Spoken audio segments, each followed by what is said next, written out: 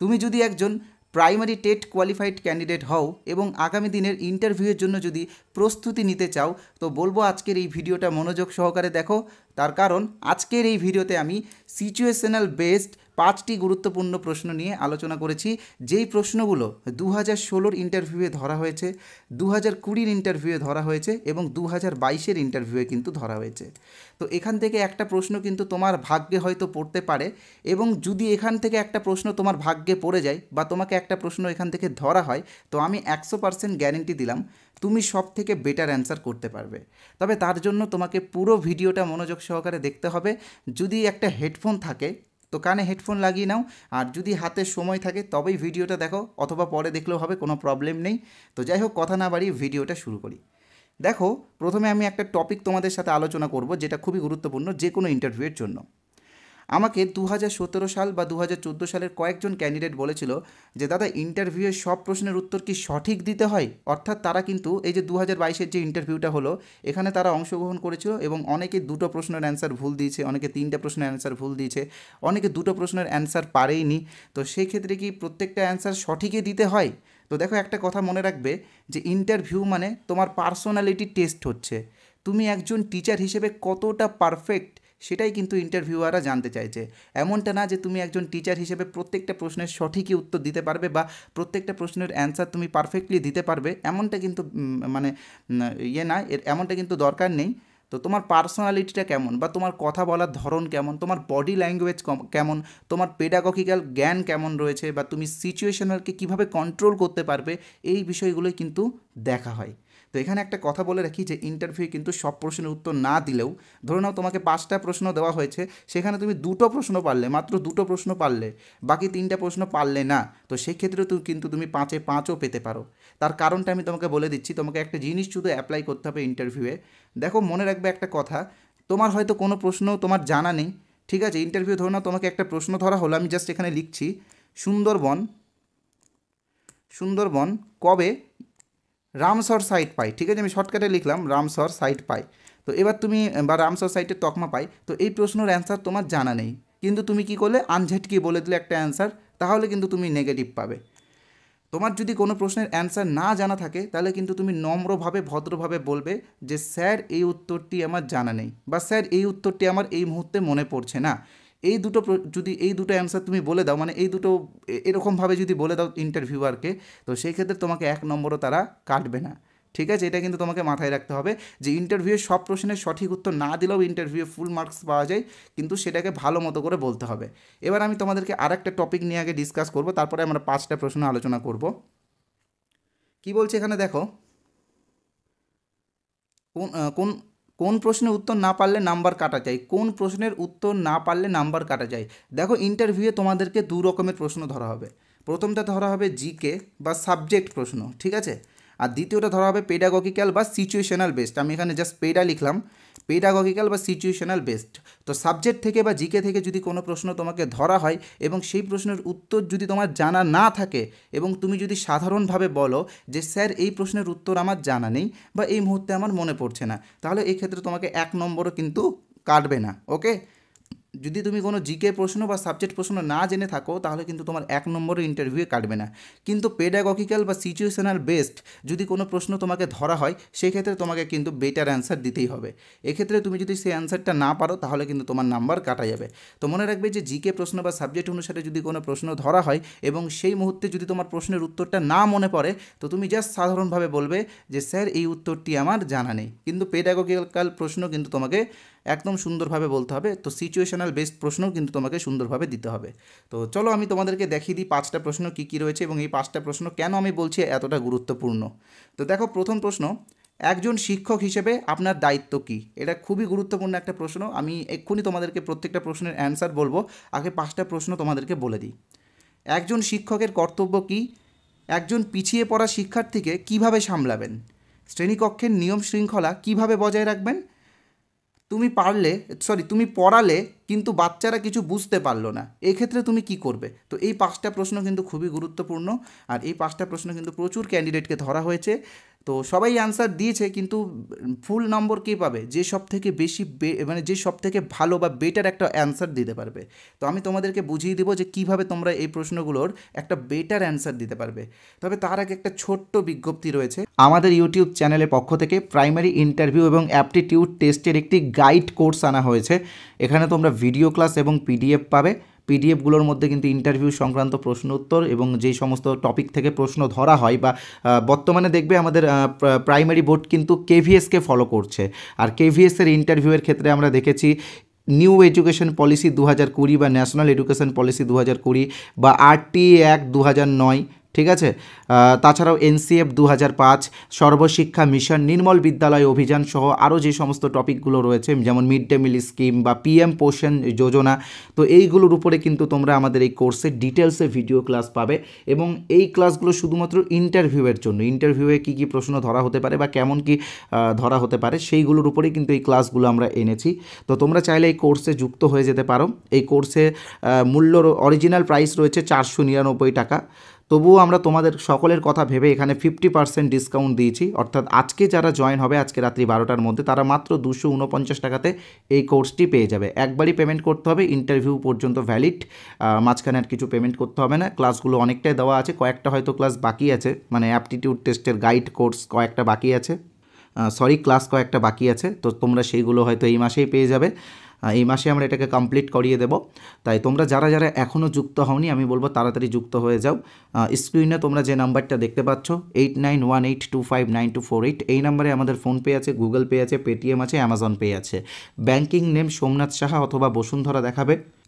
তোমরা যারা আজকে জয়েন হতে চাও, তোমরা আজকে রাত্রি 12টার আগে 249 টাকা পেমেন্ট করে এই নাম্বারে স্ক্রিনশট পাঠালে জয়েন হয়ে যাবে। যারা পরে জয়েন হবে তারা এই নাম্বারেই 499 অর্থাৎ 499 টাকা পেমেন্ট করে স্ক্রিনশট পাঠালে জয়েন হয়ে যাবে। মনে রাখবে অফারটি কিন্তু শুধুমাত্র আজকে রাত্রি 12টা পর্যন্ত। তো যারা যারা জয়েন হতে চাও পেমেন্ট করে জয়েন হয়ে যাও। চাইলে পাশে যে কিউআর কোড আছে সেই কিউআর কোড স্ক্যান করে পেমেন্ট করতে পারো। তবে পেমেন্ট করার পরে পেমেন্টের যে স্ক্রিনশটটা সেটা অবশ্যই এই নাম্বারেই অর্থাৎ 8918259248 এই নাম্বারে হোয়াটসঅ্যাপে পাঠিয়ে দেবে। ওকে, এবার আসছি ফ্রি পিডিএফের বিষয়ে। আমি বলেছিলাম যে 25টা প্রশ্নোত্তরের পিডিএফ তোমাদেরকে একদম বিনামূল্যে দেবো। তো সেই পিডিএফটা তোমরা কিভাবে পাবে সেটাও বলে দিচ্ছি। তো দেখো, 25টা প্রশ্নোত্তরের ফ্রি পিডিএফ পাওয়ার জন্য এই যে নাম্বারটা তোমরা স্ক্রিনে দেখতে পাচ্ছ 8918259248, এই নাম্বারে হোয়াটসঅ্যাপে SMS করলেও হবে না, কল করলেও হবে না, শুধুমাত্র হোয়াটসঅ্যাপে INT অথবা ইন্টারভিউ, তোমার যেটা সুবিধা সেটা লিখে হোয়াটসঅ্যাপে SMS পাঠাও। পাঠানোর সাথে সাথে একটি গ্রুপের লিঙ্ক পাবে, সেই গ্রুপে যুক্ত হয়ে যাবে। মানে ইন্টারভিউ ফ্রি পিডিএফ বলে একটি গ্রুপের লিঙ্ক পাবে, সেই গ্রুপের সঙ্গে সঙ্গে যুক্ত হয়ে যাবে। সেই গ্রুপেই আমরা একটি নির্দিষ্ট সময়ে আজকেই পিডিএফগুলো দিয়ে দেবো। তাই তাড়াতাড়ি আমাদের হোয়াটসঅ্যাপে কন্ট্যাক্ট করো। আর যারা এই নাম্বারটা সেভ করতে বিরক্ত বোধ করছো, তোমরা অবশ্যই এই ভিডিওর কমেন্ট বক্সে চলে যাও। দেখবে কমেন্ট বক্সেই আমি আমাদের হোয়াটসঅ্যাপ লিঙ্ক দিয়েছি, সেই লিঙ্কে ক্লিক করলেই তোমরা সরাসরি আমাদের হোয়াটসঅ্যাপে চলে আসতে পারবে। এসে INT বা ইন্টারভিউ লিখে SMS করলেই তোমরা কিন্তু সেই গ্রুপের লিঙ্ক পেয়ে যাবে, গ্রুপে যুক্ত হবে। গ্রুপেই কিন্তু আমরা ফ্রি পিডিএফ এবং আমাদের কোর্সেরও কিছু ডেমো পিডিএফ। কথা না বাড়ি ক্লাস শুরু করি। তো সব থেকে বেটার অ্যান্সার কী হবে তোমাদেরকে আমি বলে দিচ্ছি। 90% ইন্টারভিউয়ে যারা অংশগ্রহণ করে সেরকম 90% ক্যান্ডিডেটকে এই প্রশ্নটা ধরা হয় যে একজন শিক্ষক হিসেবে আপনার দায়িত্ব কী। তো মনে রাখবে, দায়িত্ব আর কর্তব্য দুটো কিন্তু আলাদাভাবে এখানে এক্সপ্লেন করতে হবে। দায়িত্ব বলতে যেটা তোমাকে করতেই হবে সেটা। তো একজন শিক্ষক হিসেবে সবথেকে বড় দায়িত্ব হলো সময়ানুবর্তিতা। তোমাকে সঠিক সময়ে বিদ্যালয়ে প্রবেশ করতে হবে। আমরা দেখেছি যে প্রাইমারি স্কুলে কিন্তু অনেক টিচার আছে যারা সময় অনুবর্তিতাকে মেনটেন করে না বা টাইম মেনটেন করে না। বিদ্যালয় শুরু হওয়ার 1 ঘন্টা পরে বিদ্যালয়ে ঢুকছে, তো এরকম কিন্তু করা যাবে না। বিদ্যালয় যদি 10:30 থেকে শুরু হয় তাহলে কিন্তু 10:30তেই কিন্তু তার আগে কিন্তু বিদ্যালয়ে প্রবেশ করতে হবে এবং শিশুদের সুরক্ষার দায়িত্ব নিতে হবে। কারণ একটা কথা মনে রাখবে যে একজন শিক্ষক শুধুমাত্র একজন শিক্ষকই না, একজন শিশুর কাছে সে কে? ফ্রেন্ড, গাইড অ্যান্ড ফিলোসফার, মানে বন্ধু, অভিভাবক এবং দার্শনিক। তো অভিভাবকেরও গুরু দায়িত্ব কিন্তু তোমাকে পালন করতে হবে। দেখছো এখানে দায়িত্ব বোঝাচ্ছে। দায়িত্ব মানে কি? তুমি একজন শিক্ষকের অভিভাবক, তুমি একজন শিক্ষার্থীর অভিভাবক। তো অভিভাবকরা কী দায়িত্ব পালন করে? তার সন্তানদেরকে সেফটি দেয়, সুরক্ষা দেয়। তো তোমাকেও কিন্তু প্রত্যেকটা শিশুর সুরক্ষার দায়িত্ব নিতে হবে।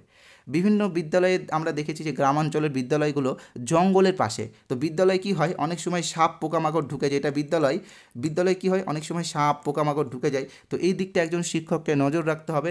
আবার আমরা দেখেছি আরেকটা জিনিস আমরা দেখেছি, এটা হচ্ছে বিদ্যালয়। হ্যাঁ, বিদ্যালয়ের সামনে দেখবা অনেক সময় লেখা থাকে না যে রাস্তা দিয়ে যখন তোমরা বাইক চালিয়ে যাও অনেক সময় লেখা থাকে না যে সামনে স্কুল রয়েছে, গাড়ি আসতে চালান। কেন বলা হয় এটা? যে বাচ্চারা এটা হচ্ছে স্কুল এখান দিয়ে রয়েছে মেন রোড, ঠিক আছে?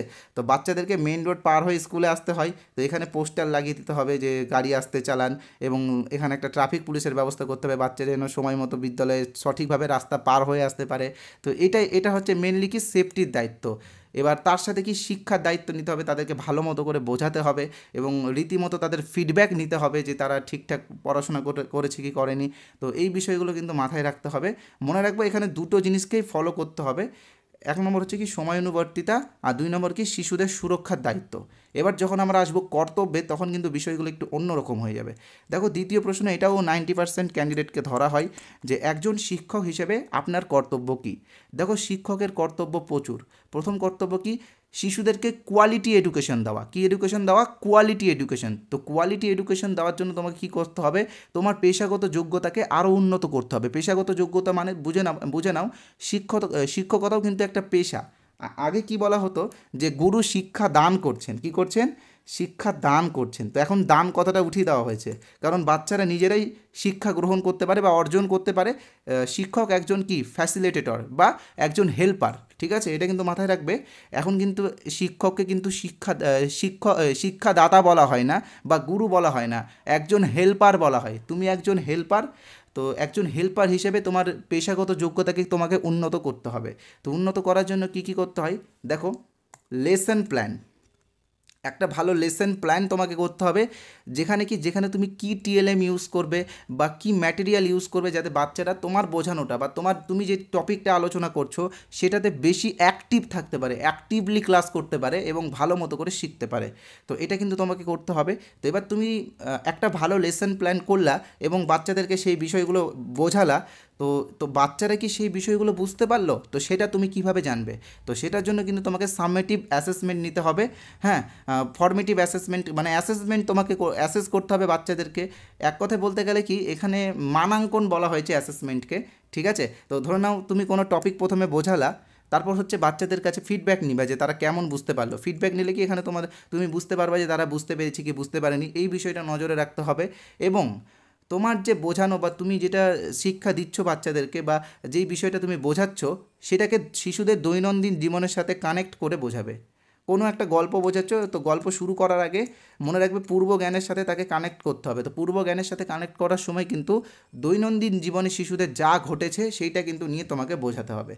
ওকে, ধরে নাও তুমি পশুদেরকে নিয়ে বোঝাচ্ছ, ধরে নাও তুমি হচ্ছে সুন্দরবন নিয়ে বোঝাবে শিশুদেরকে। হ্যাঁ, ক্লাস 5-এ মনে আছে টপিকটা সুন্দরবন। তো সুন্দরবন বোঝাতে গেলে কি, সুন্দরবনে মেইনলি কি গাছ, নদী, পশু পাখি এইগুলো আছে। তো তোমাকে কি দিয়ে শুরু করতে হবে, তোমরা কি গাছ দেখেছো? এইভাবে শুরু করতে হবে বাচ্চাদেরকে যে আচ্ছা তোমরা মানে ক্লাসে গিয়ে ডাইরেক্টলি শুরু করবে না যে আজকে আমরা সুন্দরবন নিয়ে আলোচনা করছি বা এরকম করার দরকার নেই। তোমরা কি গাছ দেখেছো? বলো তো বলো তো আম কোন গাছে হয়? তখন তারা বলবে আম গাছে। তো এরকম করে গাছ গাছ করতে করতে এইভাবে আস্তে আস্তে যেতে যেতে তোমাকে সুন্দরবনে প্রবেশ করতে হবে।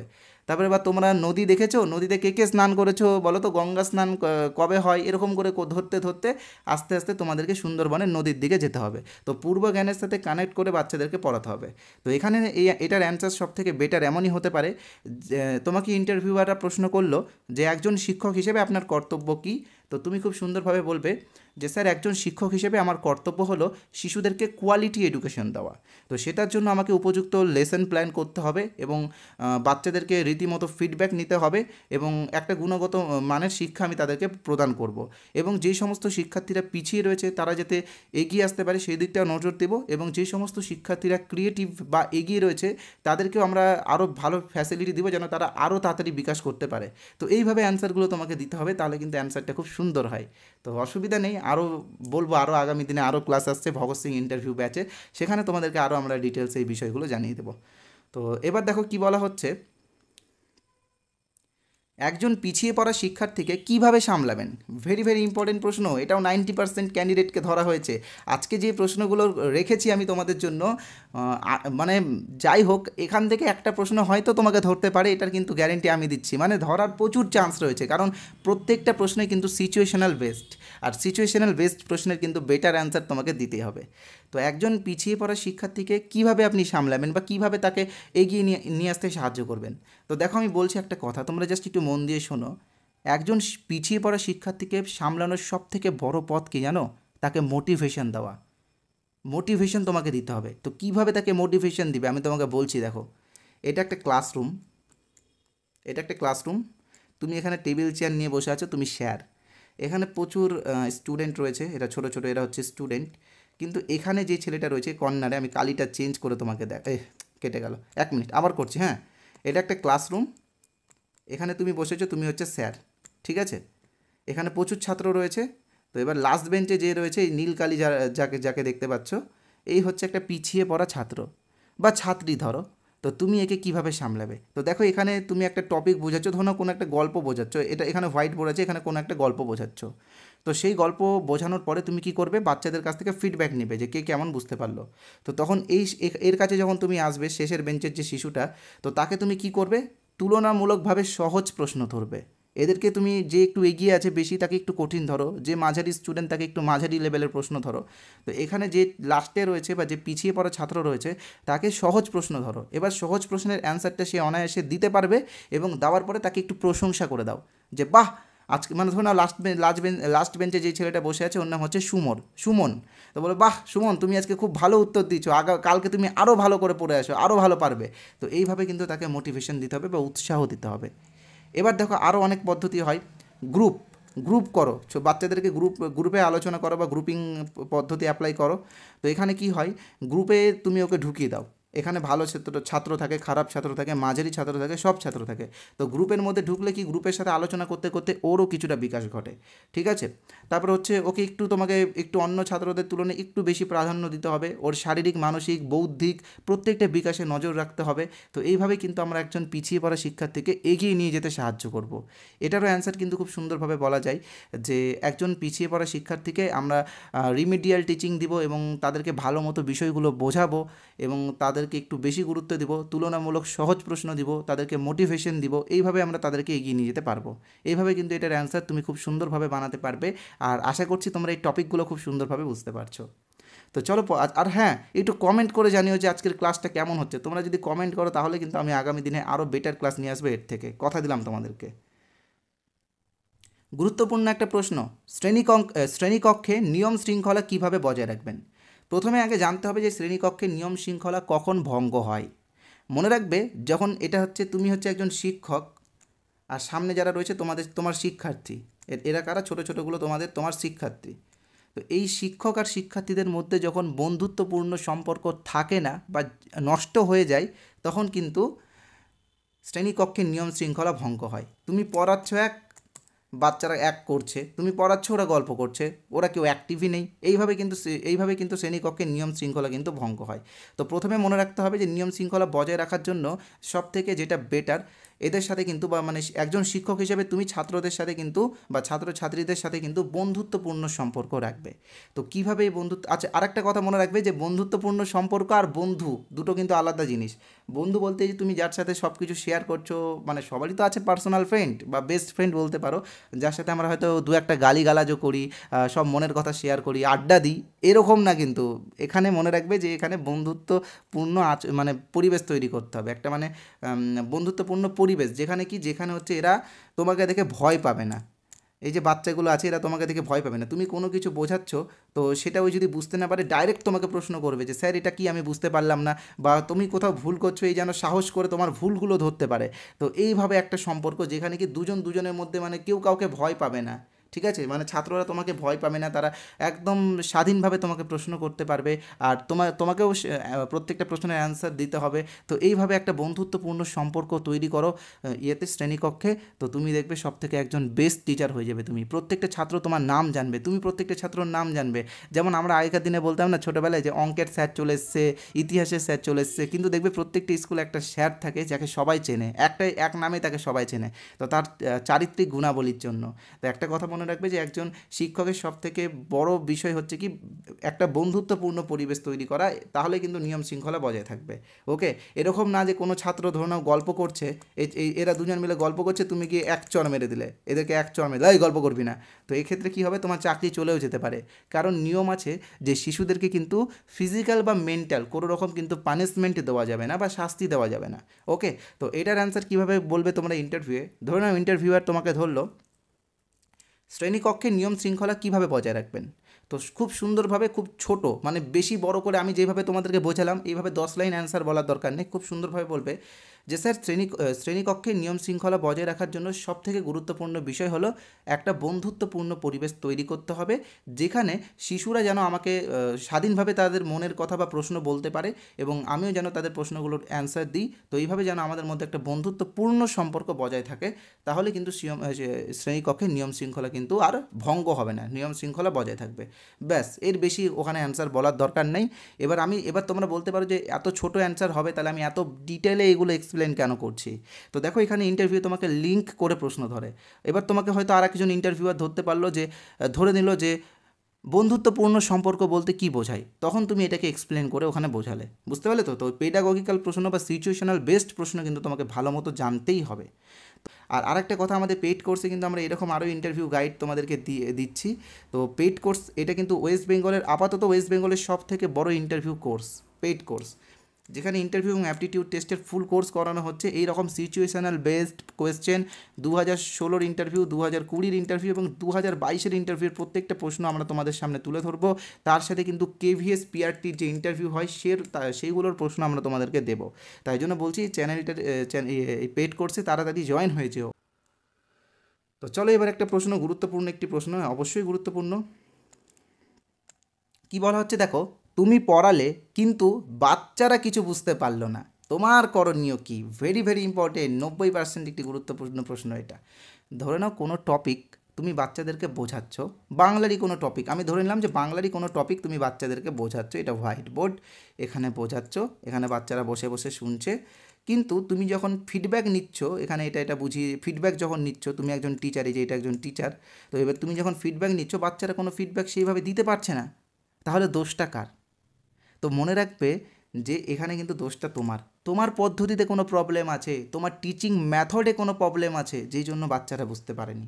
তো সেই ক্ষেত্রে তোমার প্রথম করণীয় হলো কি, পদ্ধতির পরিবর্তন বা টিচিং মেথড পরিবর্তন করো। হয়তো তুমি এখানে হোয়াইট বোর্ডে লিখে বোঝাচ্ছ, সেটা বাচ্চারা বুঝতে পারছে না, তো এবার তুমি কোনো অডিও ভিজুয়াল কিছু অ্যাপ্লাই করো, কোনো অ্যানিমেশনের মাধ্যমে বোঝাও, কোনো ডিজিটাল বোর্ড বা কম্পিউটারের মাধ্যমে বোঝাতে পারো, এটা একটা। অথবা তুমি অন্য কোনো পদ্ধতি, যেমন ধরে নাও ডেমনস্ট্রেশন বা অভিনয় পদ্ধতি বা ড্রামা পদ্ধতি, এইগুলো অ্যাপ্লাই করতে পারো। বিভিন্ন পদ্ধতি যেমন হয়, যেমন অনেক রকমের পদ্ধতি হয়, বা ভালো TLM ইউজ করো।